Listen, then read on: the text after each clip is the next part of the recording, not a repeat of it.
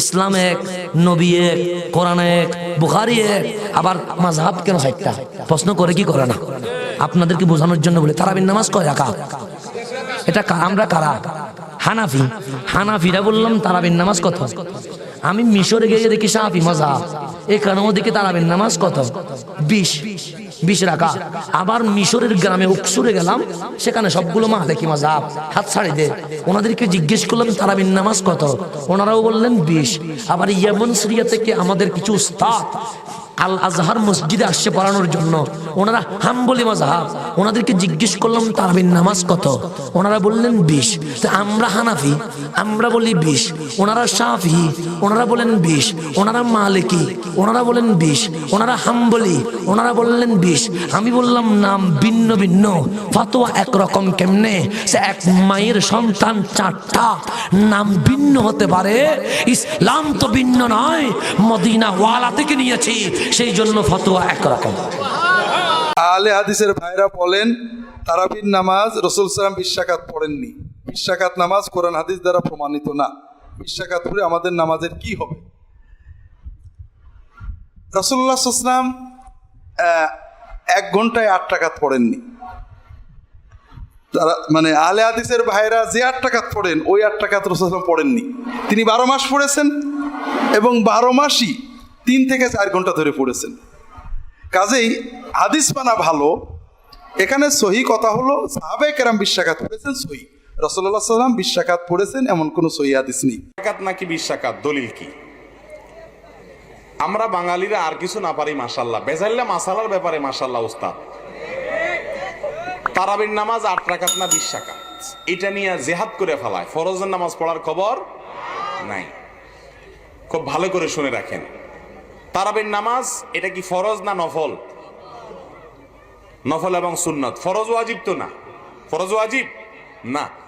সুন্নত এবং নফল যদি হয় সেখানে কম বেশ করলে কোনো অসুবিধা নাই, কিন্তু ফরজে কম বেশ করা, জোহরের ফরজ 4 রাকাত, 6 রাকাত পড়া যাবে, 2 রাকাত পড়া যাবে, কিন্তু সুন্নত বা নফল এগুলা কম বেশ করলে কোনো অসুবিধা হয় না। বিধায় যদি কেউ 8 রাকাত তারাবি পড়ে, 20 রাকাত পড়ে, কোনোটাই সমস্যা নাই। 20 রাকাত তারাবি ওমরে ফারুক রাদিয়াল্লাহু তাআলা আনহু থেকে বিশুদ্ধভাবে প্রমাণিত হয়েছে। কথা বুঝে আসছে? এটাকে সুন্নাহ বিরোধী বলা মূর্খতা ছাড়া আর কিছু না। তারাবির ক্ষেত্রে বলেছি যে বিষ্ণু ঈসা ইসলাম পড়েছেন 8 রাকাত পাওয়া যায়, পরবর্তীতে সাহাবারা 20 রাকাত করে পড়েছেন।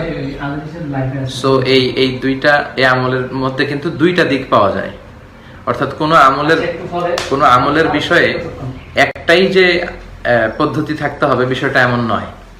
কোনো আমলে একটাই পদ্ধতি থাকতে হবে বিষয়টা এমন নয়, একাধিক পদ্ধতিও থাকতে পারে। তারাবির ক্ষেত্রে আমরা এটা দেখলাম যে রাসূল সাল্লাল্লাহু আলাইহি ওয়াসাল্লাম পড়েছেন 8 রাকাত, সাহাবারা 20 রাকাতও পড়েছেন। তার মানে ফ্লেক্সিবিলিটি আছে, সুযোগ আছে। এখানে কোয়ান্টিটিটা ধর্তব্য না, মানে কয় রাকাত। 20 রাকাতের কম তারাবি হয় না, হয় না, হয় না, হয় না, হবে না। দৈন্তান নয় কান না, কি নয় কান না, দৈন্তান্ন মর্দিনান্ন না, দৈন্তান্ন কান না। হ্যাঁ, 8 রাকাত যারা তারাবি পড়ে কিংবা বলে তাদের তারাবি আদায় হবে না। আমার কোনো দলিল লাগতো না, দলিল তুমি থো বাদ দাও, দলিল পরে বলি, তোমারে দলিল লাগবে না। তোমারে শুধু আমি একটা কথা শুধু বলি, একটা কথা, যে ফজরের নামাজের ফরজ কয় রাকাত, জোহরের ফরজ কয় রাকাত, আসরের ফরজ কয় রাকাত, মাগরিবের ফরজ কয় রাকাত, এশার ফরজ কয় রাকাত। আমার শুধু একটা প্রশ্ন, আজ 1400 বছর ধরে আমরা হুজুররা, এই লক্ষ লক্ষ হুজুররা, আমরা ফজরের রাকাতও ঠিক মতো কইলাম, জোহরের রাকাতও ঠিক কইলাম, আসরও ঠিক কইলাম, মাগরিবের রাকাতও ঠিক বললাম, এশার নামাজের রাকাতও ঠিক কইলাম, তারাবি আইয়া আমগুলোকে কি বাইছো? কথাটা বোঝো নাই তুমি আমার?